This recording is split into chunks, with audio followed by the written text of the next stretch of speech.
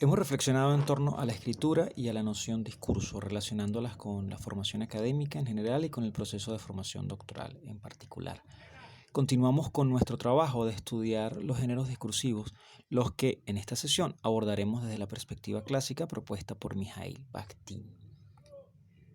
Luego de haber discutido y elaborado en torno a las nociones de texto, contexto, discurso y de reconocer acepciones especializadas de estas, estableciendo que serán tales acepciones y no las que apunten al uso coloquial de las mismas, las que utilizaremos aquí. En este segundo tema nos ocuparemos de los géneros discursivos, noción para la que comprender los textos como algo significativo y dinámico, concebirlos como lengua que hace algo en un contexto, como leíamos desde Halliday, y comprender los discursos como metasistemas de significados anclados social, histórica y culturalmente es algo básico.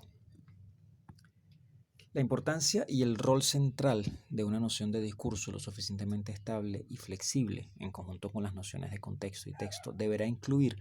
una noción de géneros discursivos para comprender y producir textos en contextos adecuados que participen de discursos adecuados. Bakhtin afirma que sin los géneros discursivos el intercambio verbal sería imposible, es decir, no son suficientes la palabra y la oración para comunicarnos, ya que las concibe como parte de un todo y no como un todo significativo en sí mismas. Por ello es crucial prestar atención al enunciado como un punto de encuentro e interacción y a los géneros discursivos como formatos que hacen posible la comunicación. Bakhtin presenta una clasificación entre géneros primarios, simples y géneros secundarios elaborados. En tal sentido, presenta además una primera aproximación a los géneros discursivos como tipos relativamente estables de enunciados, adecuados a cada esfera del uso de lengua. De esta aproximación se deriva, por una parte, un aspecto formal estructural de los géneros discursivos, lo que apunta a la noción de texto en tanto que lengua que está haciendo algo en un contexto. Segundo, un aspecto contextual de los géneros discursivos, lo que apunta a la naturaleza dinámica y significativa de los contextos que interactúa con el texto y los significados codificados en este. Y tercero, textos y contextos funcionan interdependientemente para participar de una organización semiótica social de la realidad a través de metasistemas de significados social y culturalmente anclados que llamamos discursos. Por otra parte, este autor nos dice que los cambios históricos en los estilos de la lengua están indisolublemente vinculados a los cambios de los géneros discursivos, lo que implica que los géneros son dinámicos y se adaptan a los cambios de la sociedad y las diferentes esferas de esta. Así, tenemos que en cada texto hay una doble línea de adaptación contextual, al contexto de situación inmediato y al contexto de cultura general.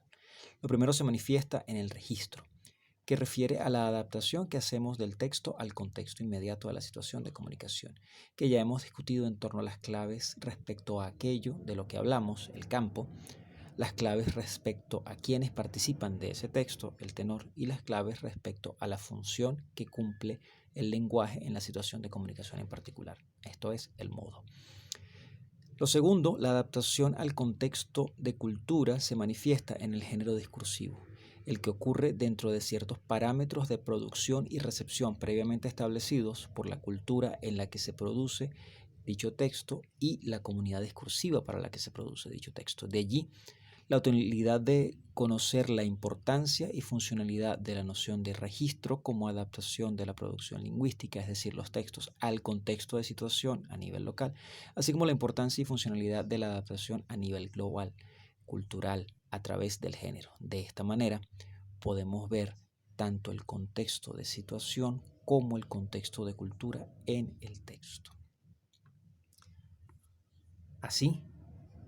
en cada texto que producimos existe un constante dialogar entre el contexto de situación, el contexto de cultura y la organización semiótica social discursiva de los significados relevantes para esa cultura y esa situación de comunicación.